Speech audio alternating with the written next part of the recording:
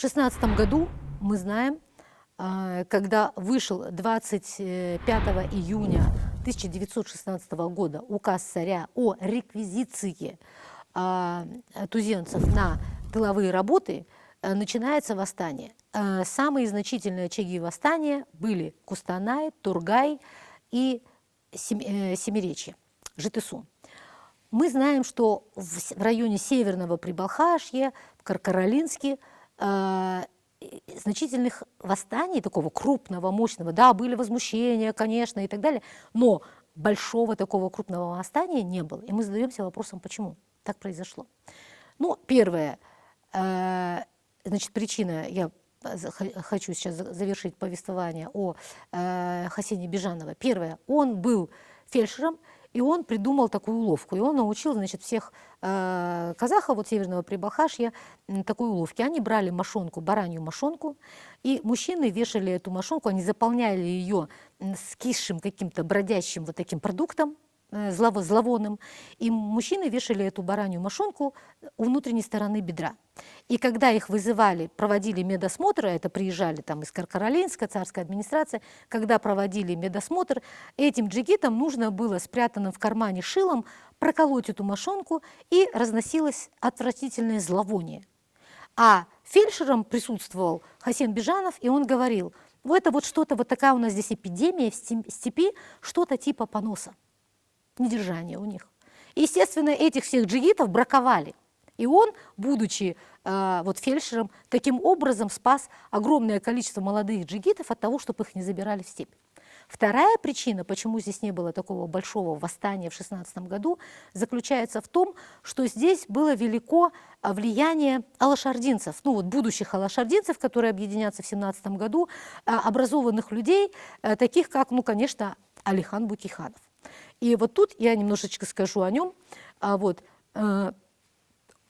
Его принципиальная позиция заключалась в том, и у многих алашардинцев будущих, о том, что казахам не надо избегать этой мобилизации. Конечно, было оскорбительно в том, что казахов гонят просто работать, то есть копать траншеи, да, для русских солдат. Но будущие алашардинцы, образованные казахи, они мечтали о том, чтобы казахи служили в регулярной армии. Почему это было важно? Потому что в степи при любом столкновении казачество, вооруженное казачество, могло одержать верх над казахами, которые не знали уже современного военного дела, да, современного строя, не владели современным оружием и так далее, и так далее. И образованные казахи, они понимали, что нужно казахам служить в армии и образовывать свои кавалерийские полки наподобие казачьих, для того, чтобы казахи могли сами себя защищать. И они оказались правы, когда в 17 году и потом во время гражданской войны казахи начинают спешно создавать алашские полки, будет ясно, что потеряли время, нужно было как бы заниматься раньше и собирать из казахов такие объединения. Так вот, образованные казахи говорили о том, что смысла нет поднимать восстание, потому что придут регулярные полки с пушками, пулеметами, и безоружные казахи, вооруженные какими-то палками, они, естественно, будут уничтожены. Что потом и произошло, как мы знаем, в Семиречье, в Тургае, с оружиями, с пиками против пулеметов. В Семиречье восстание было подавлено, но тургайских казахов подавить не удалось. Почему? Потому что тургайские казахи, восставшие, они использовали тактику степной войны, когда они просто уходили по степи, уходили вовремя, нападали, уходили, и они продержались фактически до февраля 17 года, когда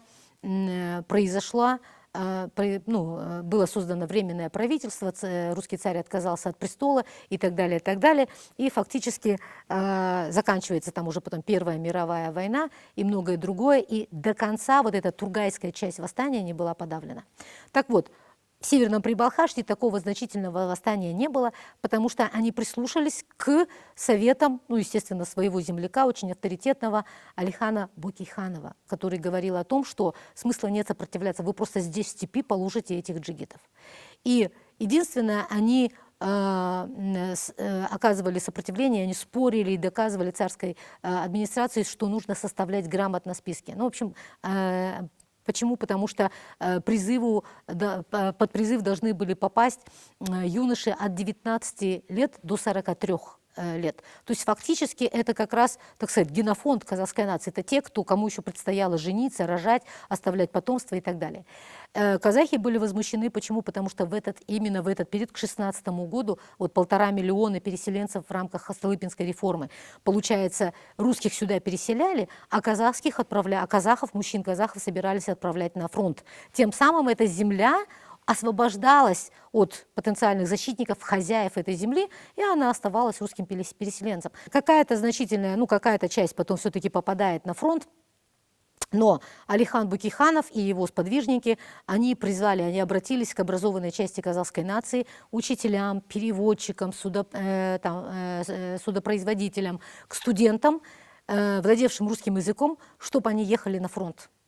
Чтобы не просто казахов как суд туда загнали, и вот непонятно, что они делали, чтобы рядом с ними были казахи, владеющие русским языком, которые будут обеспечивать, решать вопросы с жильем, с питанием, с защитой прав. И действительно на призыв алашардинцев откликнулись очень многие.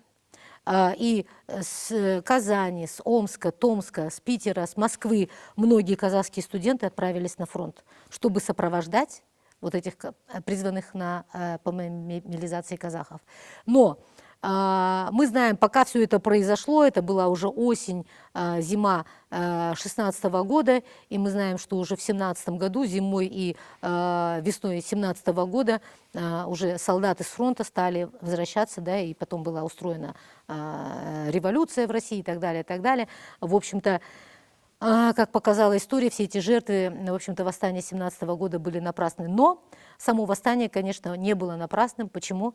Потому что оно показало и уровень самосознания казахов, и доказало, что они понимали, насколько ужасной была вот эта колониальная политика по отъему земли, и она выявила настоящие отношения между переселенцами и местным населением и так далее, и так далее. И вот эта колонизация, она по духу своей была, конечно, империалистической, шовинистической. Эти обостренные и национальные обостренные вопросы как раз в годы 2016 года, то есть в годы восстания, он показал наиболее уязвимые, так сказать, места, которые потом приходилось решать уже в конце 20-х годов, ну и которые, в общем-то, сохранялись почти в течение полувека. Но это история отдельного разговора. Теперь я уже упомянула Алихана Бөкейханова, и нужно сказать о том, что это, конечно, культовая фигура для нас, казахов в целом, и для казахов Северного Прибалхашья, потому что он рос на берегах реки Тухраун, эту реку мы уже упоминали. Вот, там находились его земли, и Хастау, и Жайляу. Вот, недалеко были аулы туленгутов. Я сейчас не буду рассказывать о том, как вот эта семья Туре появилась в этой части, да, и получила какую-то часть земли рода Сарыб. Вот, хочу сказать, что Алихан Бөкейханов, естественно, рос, и его отношение к родной земле, его знание быта казахов, его, так сказать, обычаев, традиций, обычного права, конечно, формировалось в этих местах, и оно позволило ему потом создавать его самые значительные труды, потому что он на рубеже 19-20 веков участвовал в научной экспедиции Щербины, и он делал как раз первые записи земледелия как раз вот в Тухраунской волости, и он рассказывал о том, что казахи с достаточно долгих времен не благодаря русским, а сами, в общем-то, самостоятельно занимались хлебопашеством. Не только Тухраун, конечно, он описывал и выше северные территории и так далее. Вот. Он много говорил о нравах, о традициях казахов, и это знание, конечно, было им впитано еще здесь, на земле Северного Прибалхашья. И в сложные периоды своей жизни, конечно, он тоже возвращался сюда и питался, вот, так сказать, силой родной земли. Вот, год он провел здесь на рубеже 20-го, где-то 22-го годов, когда до его высылки в Москву, когда он был арестован, а потом сослан в Москву, и, в общем-то, потом уже больше никогда не мог попасть в родные степи. Вот, он был у Адая в Западном Казахстане, был в Кызылорде, вот, ну и потом опять был заточен. И проводил, ну, в общем, был в таком, можно сказать, под домашним арестом в Москве до его окончательного ареста уже в 1937 году и его казни. Конечно, Алихан Бөкейханов занимался широкой просветительской работой. Мы знаем, что он был в числе тех, кто организовал знаменитую Каркаролинскую петицию, и ее подписывали очень многие баи Северного Прибалхашья, которые тоже присутствовали на Каркаролинской ярмарке и подписали эту петицию. Он сделал очень многое для того, чтобы в Казахстане издавали свои газеты, в частности, газета «Казах». Он участвовал в выборах в Государственную Думу, а мы знаем, что в 1905 году царь согласился на то, чтобы создать парламент, да, вот, чтобы не быть единовластным монархом. И Государственная Дума, выборы в Государственную Думу произошли 1905 года, и в ней участвовал, в этих выборах участвовал Алихан Бөкейханов. Вот, и он в это время как раз уже преследовался царской полицией, и он был арестован, и освободили его только после того, когда стало ясно, что он стал выборщиком от Токуранской волости, и он фактически потом выигрывает эти выборы, и в числе тех, кто за него голосовал и поставил там подписи, был, кстати, упомянутый нами Хасен Бижанов, вот, и Алихан Бөкейханов, после того, как он оказывается выбранным в Первую Государственную Думу, отправляется в Санкт-Петербург, к сожалению, с опозданием, потому что к тому времени, когда он прибывает в Санкт-Петербург, Первая Государственная Дума России была распущена после первой сессии. Она проработала всего 72 дня. И Алихан Бөкейханов, выйдя из поезда, узнает, что все, вот Дума распущена, он не успел в ней поработать, и он узнает, что, значит, думцы, делегаты Думы находятся в Выборге под Санкт-Петербургом, он едет туда, вот, встречает своих единомышленников-кадетов, и они говорят о том, что да, Дума распущена, и вот мы написали Выборгское воззвание, в котором они протестовали против распуска царем Думы и говорили о том, чтобы народ отказывался платить налоги, не подчинялся, там, значит, не выполнял там какие-то установления законные и многое-многое другое.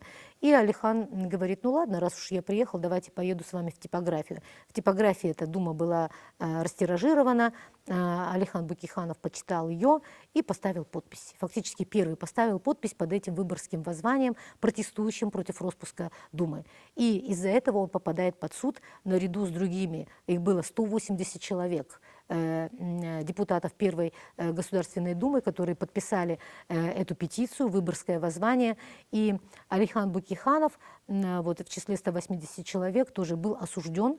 Он должен был отсидеть в тюрьме 3 месяца. И самое страшное наказание то, что он лишался права в будущем выбираться в Государственную Думу. Фактически ни дня не прозаседав, да, и он просто подписал вот это Выборгское воззвание и таким образом пострадал. Он не участвует уже в выборах 1907 года с Второй Думы. Вот.